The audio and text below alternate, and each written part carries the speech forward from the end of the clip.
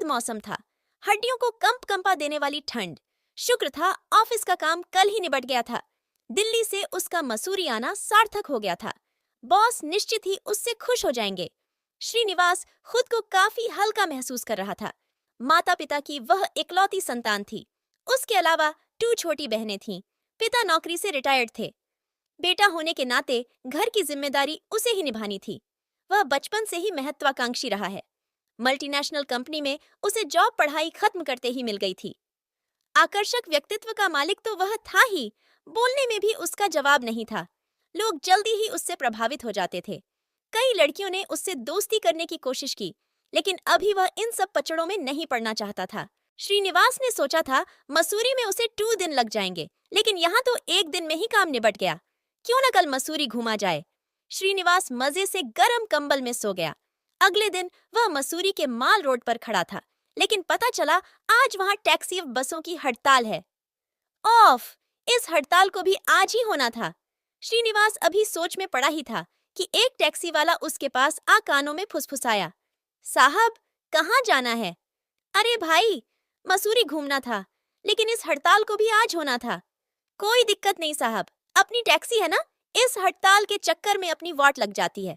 Sir जी, हम आपको घुमाने ले चलते हैं, लेकिन आपको एक मैडम के साथ टैक्सी शेयर करनी होगी। वे भी मसूरी घूमना चाहती हैं। आपको कोई दिक्कत तो नहीं? ड्राइवर बोला। कोई चारा भी तो नहीं। चलो, कहाँ है टैक्सी?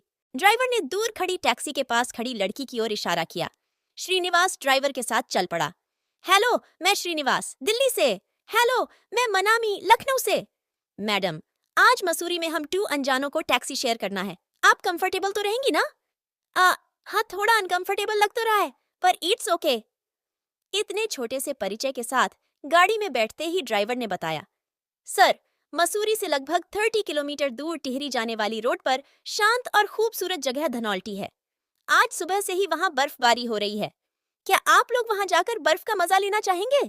मैंने एक प्रश्नवाचक निगाह मनामी पर डाली तो उसकी भी निगाह मेरी तरफ ही थी। दोनों की मौन स्वीकृति से ही मैंने ड्राइवर को धनौल्टी चलने को हाँ कह दिया। गूगल से ही थोड़ा बहुत मसूरी और धनौल्टी के बारे में जाना था।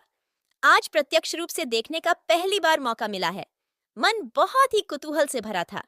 खूबसूरत कटावदार पहाड़ी रास्ते पर हमारी टैक्सी दौड़ रही थी। एक एक पहाड़ की चढ़ाई वाला रास्ता बहुत ही रोमांचकारी लग रहा था। बगल में बैठी मनामी को लेकर मेरे मन में कई सवाल उठ रहे थे। मन हो रहा था कि पूछूं कि यहाँ किस सिलसिले में आई हो, अकेली क्यों हो, लेकिन किसी अनजान लड़की से एकदम से यह सब पूछने की हिम्मत नहीं जुटा पा रहा था। मनामी की गहरी बड़ी बड़ी आंखें उसे और भी खूबसूरत बना रही थीं। न चाहते हुए भी मेरी नजरें बार बार उसकी तरफ उठ जातीं। मैं और मनामी बीच बीच में थोड़ा बातें करते हुए मसूरी के अनुपम सौंदर्य को निहार रहे थे।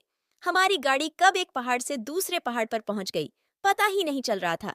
कभी कभी जब गाड़ी को हल्का सा ब्रेक लगता और हम लोगों की नजरें खिड़की से नीचे जाती, तो गहरी खाई देखकर दोनों की सांसें थम जातीं। लगता कि जरा सी चूक हुई तो बस काम तमाम हो जाएगा।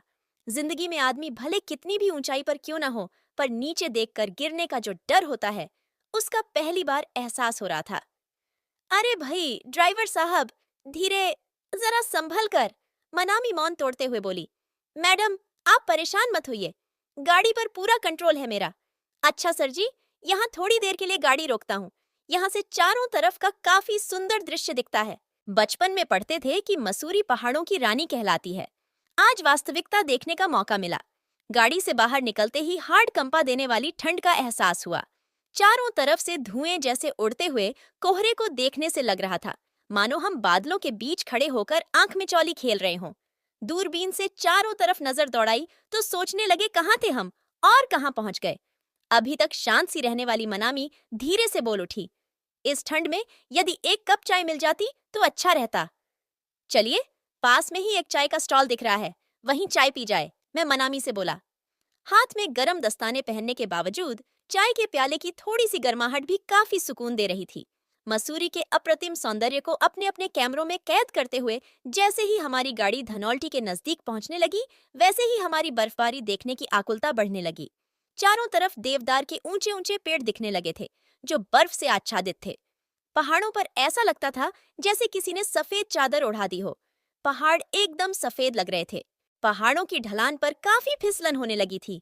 बर्फ गिरने की वजह से कुछ भी साफ साफ नहीं दिखाई दे रहा था। कुछ ही देर में ऐसा लगने लगा मानो सारे पहाड़ों को प्रकृति ने सफेद रंग से रंग दिया हो। देवदार के वृक्षों के ऊपर बर्फ जमी पड़ी थी, जो मोतियों की तरह अप्रतिम आभा बिखेर रही थी। गाड़ी से नीचे उतरकर मैं और मनामी भी गिरती हुई बर्फ का भरपूर आनंद ले रहे थे।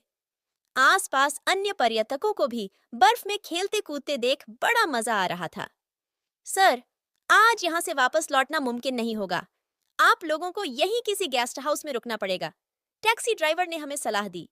चलो, यह भी अच्छा है। यहाँ के प्राकृतिक सौंदर्य को और अच्छी तरह से एंजॉय करेंगे। ऐसा सोचकर मैं और मनामी गेस्ट हाउस बुक करने चल दिए। सर, गेस्ट हाउस में इस वक्त एक ही कमरा खाली है। अचानक बर्फबारी हो जाने से यात्रियों की संख्या बढ़ गई है। आप दोनों को एक ही रूम शेयर करना पड़ेगा, ड्राइवर ने कहा। क्या? Room share? दोनों की निगाहें प्रश्न भरी होकर एक दूसरे पर टिक गईं। कोई और रास्ता न होने से फिर मौन स्वीकृति के साथ अपना सामान गेस्ट हाउस के उस रूम में रखने के लिए कह दिया। गेस्ट हाउस का वह कमरा खासा बड़ा था, डबल बेड लगा हुआ था। इसे मेरे संस्कार कह लो या अंदर का डर। मैंने मनामी से कहा, ऐसा करते हैं, बेड अलग अलग कर बीच में टेबल लगा लेते हैं। मनामी ने भी अपनी मौन सहमति दे दी। हम दोनों अपने अपने बेड पर बैठे थे। नींद न मेरी आंखों में थी न मनामी की। मनामी के अभी तक के साथ से मेरी उससे बात करने की हिम्मत बढ़ गई थी। अब रहा नहीं जा रहा था, बोल पड़ा। तुम यहाँ मसूरी क्या करने आई हो? मनामी भी शायद अब तक मुझसे सहज हो गई थी। बोली, मैं दिल्ली में रहती हूँ। अच्छा, दिल्ली में कहाँ? सरोजनी नगर। अरे, व्हाट ए कोइंसिडेंट, मैं आईएनए में रहता हूँ। मैंने हाल ही में पढ़ाई कंप्लीट की है। 2 और छोटी बहनें हैं। पापा रहे नहीं, मम्मी के कंधों पर ही हम बहनों का भार है। सोचती थी जैसे ही पढ़ाई पूरी हो जाएगी मम्मी का भार कम करने की कोशिश करूंगी, लेकिन लगता है अभी वह वक्त नहीं आया। दिल्ली में जॉब के लिए इंटरव्यू दिया था। उन्होंने सेकंड इंटरव्यू के लिए मुझे मसूरी भेजा है। वैसे तो मेरा सिलेक्शन हो गया है, लेकिन कंपनी के टर्म्स एंड कंडीशंस मुझे ठीक नहीं लग रही। समझ नहीं आ रहा क्या करूं। इसमें इतना घबराने या सोचने की क्या बात है? जॉब पसंद नहीं आ रही तो मत करो। तुम्हारे अंदर काबिलियत है तो जॉब दूसरी जगह मिल ही जाएगी। वैसे मेरी कंपनी में अभी न्यू वैकेंसी निकली है। तुम कहो तो तुम्हारे लिए कोशिश करूं। सच, मैं अपना सीवी तुम्हें मेल कर दूंगी। शायद वक्त ने हमें मिलाया इसलिए हो कि मैं तुम्हारे काम आ सकूं। श्रीनिवास के मुंह से अचानक निकल गया। मनामी ने एक नजर श्रीकांत की तरफ फेरी, फिर मुस्कुराकर निगाहें झुका लीं। श्रीनिवास का मन हुआ कि ठंड से कंपाते हुए मनामी के हाथों को अपने हाथों में ले ले, लेकिन मनामी कुछ गलत न समझ ले, यह सोच रुक गया। फिर कुछ सोचता हुआ कमरे से बाहर चला गया। सर्द भरी रात। बाहर गेस्ट हाउस की छत पर गिरते बर्फ से टपकते पानी की आवाज अभी भी आ रही है।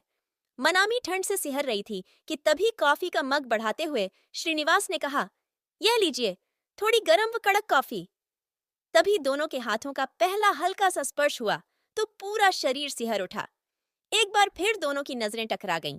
पूरे सफर के बाद अभी पहली बार पूरी तरह से मनामी की तरफ देखा तो देखता ही रह गया। कब मैंने मनामी के होंठों पर चुंबन रख दिया पता ही नहीं चला। फिर मौन स्वीकृति से थोड़ी देर में ही दोनों एक दूसरे की आगोश में समा गए। सांसों की गर्माहट से बाहर की ठंड से राहत महसूस होने लगी।